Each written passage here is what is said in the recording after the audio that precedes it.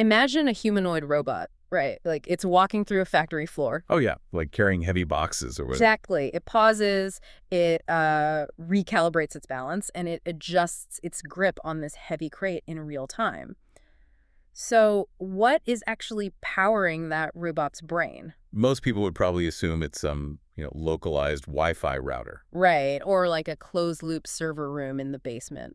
But it isn't. The nervous system keeping that machine upright and functioning is actually your cell phone company. Which is wild to think about. I mean, we're so used to thinking of telecom providers as just this basic utility. You pay your monthly fee, your smartphone connects to the internet, and, well, the transaction just ends there. But the reality is that the simple monthly bill you pay is quietly funding one of the most honestly massive infrastructure evolutions in modern history. It really is. Today, we are taking a deep dive into how one telecom giant is rapidly transforming from a company that just sells wireless plans into a massive, diversified tech conglomerate.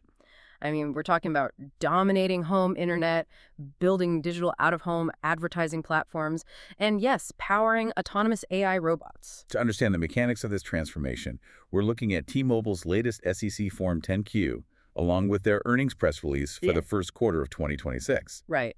And both of these documents were just filed on April 28th, 2026.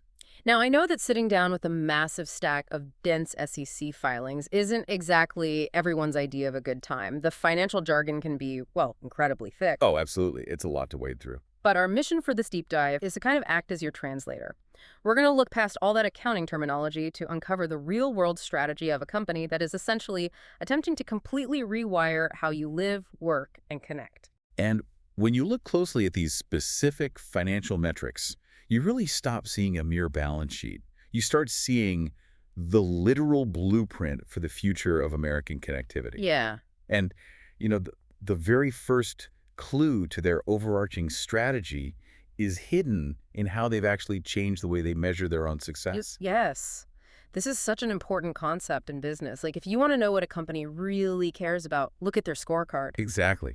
Look at what they measure. For decades, the entire wireless industry bragged about one thing lines: how many individual people or single phones they had managed to sign up. Right, the subscriber count. But reading through the very top of these Q1 2026 filings, T-Mobile has essentially abandoned that narrative. They are completely focused on a totally different metric. They call it accounts. And that shift from counting customers to counting accounts, it really tells you everything you need to know. In the first quarter, they reported 217,000 postpaid net account additions. That is an increase of 6% year over year, which brings their total postpaid accounts to 34.4 million. But, I mean, why the name change, though? Why does it matter to them if they call you an account instead of a customer? Well, because a customer implies a single point of interaction. You go in, you buy a phone plan. But an account in 2026 represents an entire household ecosystem. It's a smartphone, sure, but it's also a 5G broadband gateway powering the Wi-Fi for an entire family. It's a smartwatch, a connected tablet, and potentially even a high-speed fiber connection. Wow. By shifting their focus to the household account, they're attempting to maximize the revenue they extract from a single billing address. Okay, let's think about this in practical terms. It's like if you run a restaurant, you don't just want a family to walk in and share a single appetizer. Right, that doesn't keep the lights on. Exactly. You want to serve them the drinks, the main courses, and the desserts. But it's actually more than just getting a bigger check at the end of the night. How so? Well, if you can become the provider for a home's internet, their mobile devices, and their smart home hardware, you create this massive moat around that household. The friction to leave just becomes insurmountable. Absolutely. And the numbers validate that strategy perfectly. Let's look at the revenue side first. Okay. Their postpaid average revenue per account, or ARPA, grew 3.9% in Q1 to reach $151.93. So the total check for the table is going up. Right. But the more crucial metric is actually their churn rate. Churn being the percentage of people who just get fed up and cancel their service. Correct. And T-Mobile reported a record low postpaid account churn rate of 1.04%. Wow. Barely over 1%. Exactly. When your entire digital life, your home internet, your car's connectivity, your watch, your phone, when all of that is bundled through one provider, untangling that web to switch to a competitor takes days of effort. Yeah, nobody wants to do that. Right. Yep. A churn rate approaching 1% means people simply are not leaving. But to build that kind of lock-in, you have to offer more than just a 5G cell tower. You have to expand your menu significantly so that household actually has other things to buy. Yeah, do. And when you read through the M&A section of these filings, the mergers and acquisitions, you realize they haven't just been expanding their menu, they've been buying up every other restaurant on the block. The scale of their capital allocation over the last few years has just been staggering. They are actively trying to build the everything pipe. And it starts with their traditional strength, which is wireless. Right. In August 2025, they closed a $4.4 billion acquisition of UScellular's wireless operations. On top of that, the filings show a $420 million earn-out payment coming due in the third quarter of 2026, and that's related to their acquisition of Mint Mobile and Kaiina. Which, I mean, consolidating smaller wireless brands makes total sense. They're just buying up more of the map to strengthen their core offering. But then you keep reading the asset sheet, and things take a very weird turn. Because suddenly, this wireless company is pouring billions of dollars into fiber optic cables and advertising technology. Yeah, this is where we see the transition from telecom utility to diversified tech conglomerate. Why? In 2025, they closed joint ventures with fiber networks like Lumos for $932 million and Metronet for $4.6 billion. And they haven't slowed down at all. No kidding. Just days before these filings were published on April 24th and 25th of 2026, they announced deals to acquire i3 Broadband with Wrenhouse for roughly $700 million and Gonet Speed and Greenlight with Oak Hill for $2 billion. Hold on, wait, you're losing me. Why is a company whose entire brand identity is built on wireless, over-the-air 5G technology suddenly digging trenches and laying physical fiber cables in the ground? It seems backwards, doesn't it? Yeah. Isn't that reverting to a legacy business model? I mean, the construction costs alone would be a massive drag. Well, if they were building those fiber networks from scratch, you would be absolutely right. Laying fiber is incredibly capital intensive and really slow, but that isn't what they're doing. Oh. Notice the terminology in the filings. These are joint ventures. T-Mobile is utilizing an anchor tenant model. They partner with private equity firms and infrastructure companies. Okay. The partner handles the shovels, the permits, and the physical construction of the network.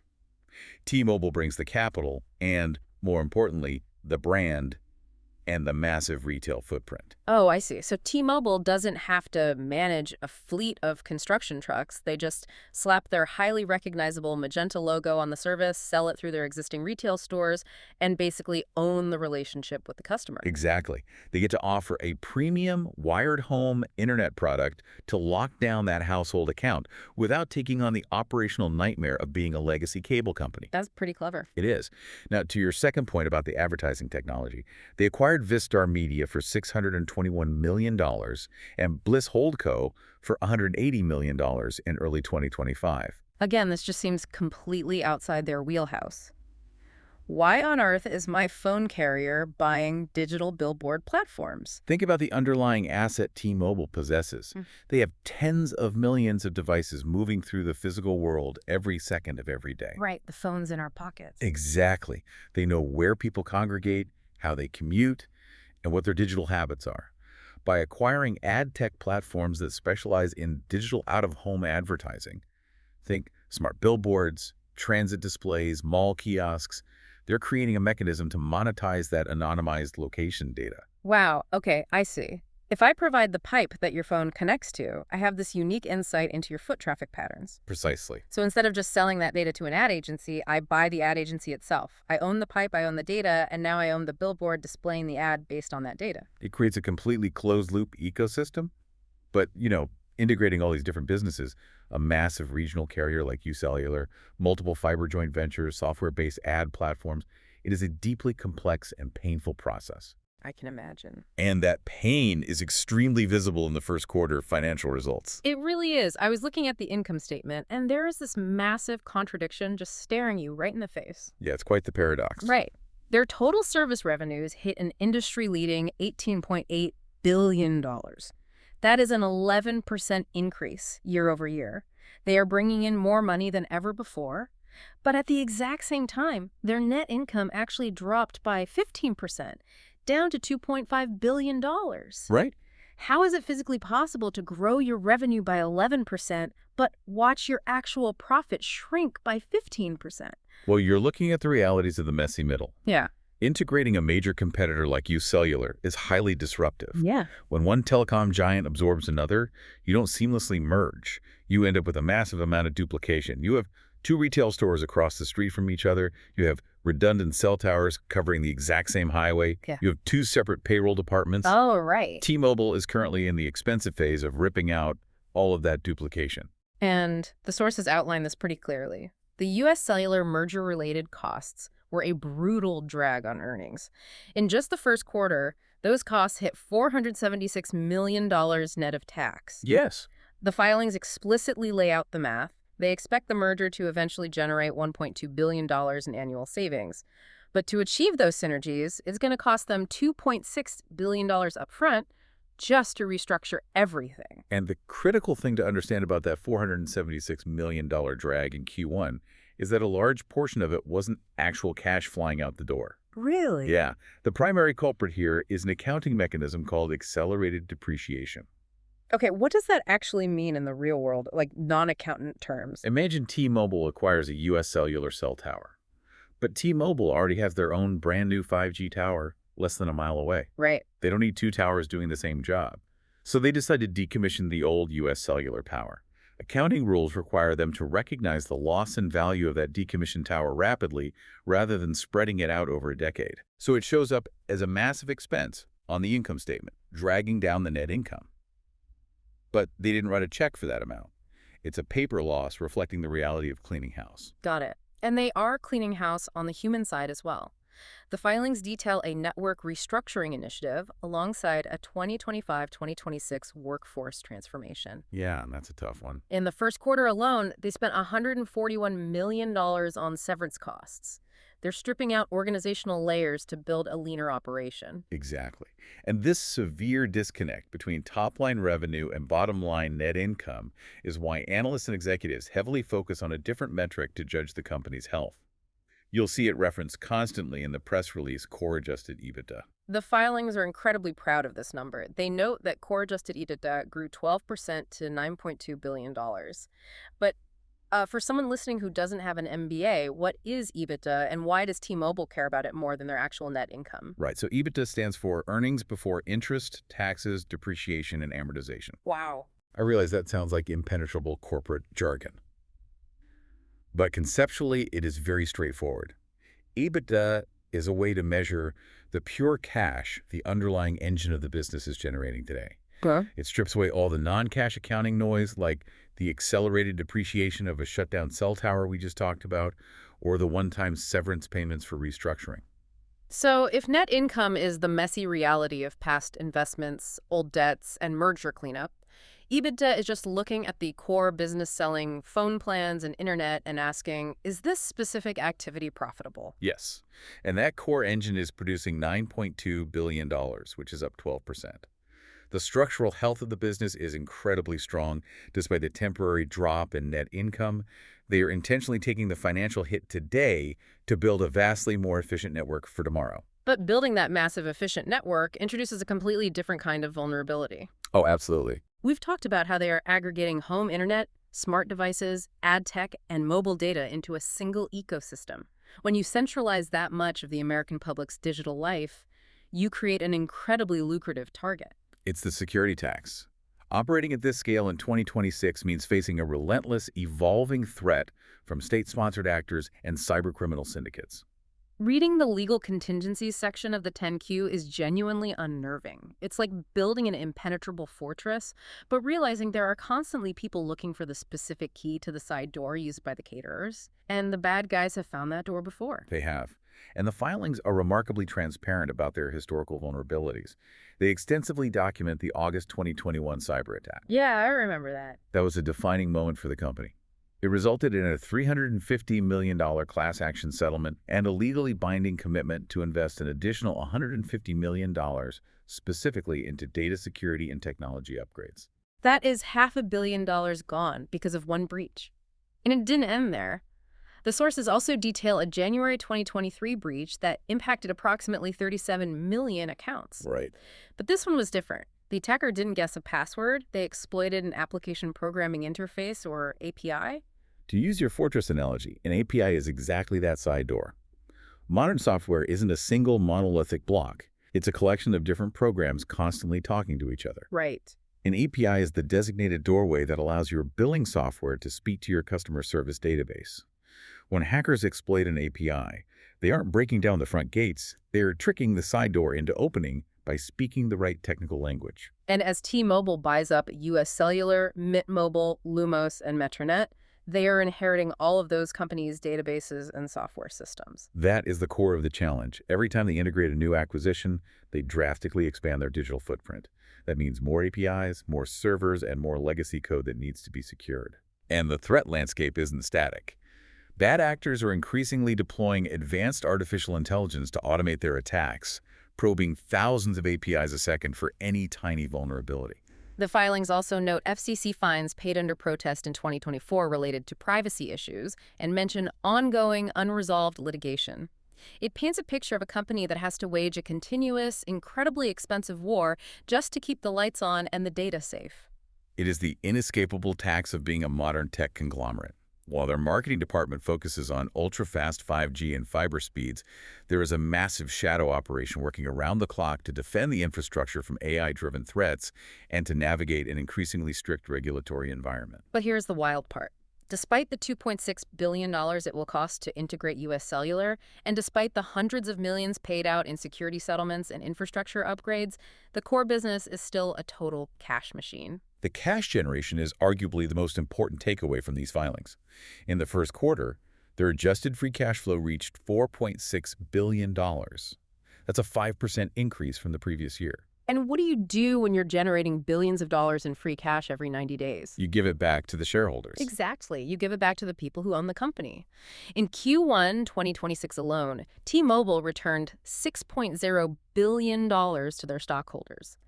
That breaks down to $4.9 billion in stock buybacks, where the company literally buys its own shares off the open market to increase the value of the remaining shares, and $1.1 billion in direct dividend payments. The scale of capital return is historic, and they use this earnings release to signal that they are accelerating. They raised their 2026 stockholder return authorization to $18.2 billion. Man. And if you look at their projections for the two-year window across 2026 and 2027, they expect to return a total of $30 billion to stockholders. $30 billion. That number is hard to even conceptualize. But the filings mention something else that really caught my eye. On top of that $30 billion, they have carved out a flexible $22 billion envelope for opportunistic investments over that same time frame. Right, a $22 billion discretionary fund. It basically gives their executive team the firepower to fundamentally alter the tech landscape. Right. If I'm listening to this, I'm trying to figure out how this impacts my life. $22 billion is not just keep the lights on money. Not at all. It's not just upgrade a few cell towers money. That is change how the world operates money. Which brings us all the way back to the scenario we started with. What does a telecom company do with that kind of capital in the near future? Well, we don't have to guess. They are explicitly telling us in the earnings release. First, they are aggressively moving to own the home. They proudly state they are the fastest fixed wireless home internet provider, delivering median speeds over 50% faster than their next closest competitor. They're utilizing that 5G network to bypass the cable companies entirely.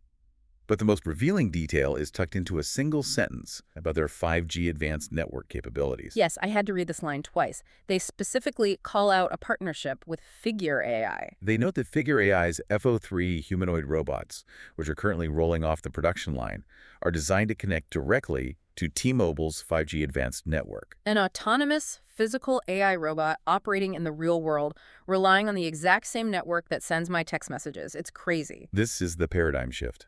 An AI robot cannot rely on localized Wi-Fi. It needs continuous, ultra-low latency, massive bandwidth connectivity as it moves through a warehouse or a city street. Yeah. By providing that specific infrastructure, T-Mobile is proving they are no longer just connecting human beings to the internet. They're building the foundational nervous system for physical AI to function in society. The sheer scale of what this company is attempting to pull off is breathtaking. Let's just recap the journey we've gone on today. We started by looking at a company that used to measure its success by how many single phone lines it could sell. Right. Today, they are focused on dominating the entire household ecosystem. They are acquiring massive fiber networks through joint ventures. They're buying ad tech platforms to monetize the physical movement of millions of people. Yeah. And they are generating enough cash to authorize $30 billion in stock buybacks while simultaneously funding the network that will power the next generation of humanoid robots. And they're doing all of this while navigating the incredibly chaotic reality of corporate mergers and relentless cyber threats. It is a phenomenal case study in corporate evolution. But it does leave us with a lingering question. As telecom providers seamlessly integrate our home broadband, monetize our physical data through smart billboards, and provide the real-time connectivity required for autonomous robotics, the historical boundary between a utility phone company and a diversified tech conglomerate is completely vanishing. In 5 years, will we even have a separate category for telecom, or will they simply be the invisible operating system of the physical world? That is exactly what you should be asking yourself. The next time you look at that simple, predictable cell phone bill, remember what you are actually funding. You aren't just paying for the ability to stream a video or make a call. You're paying the entry fee into a massive, sprawling ecosystem that is quietly wiring the infrastructure of tomorrow. Thank you for joining us on this deep dive. Stay curious, and we'll catch you next time.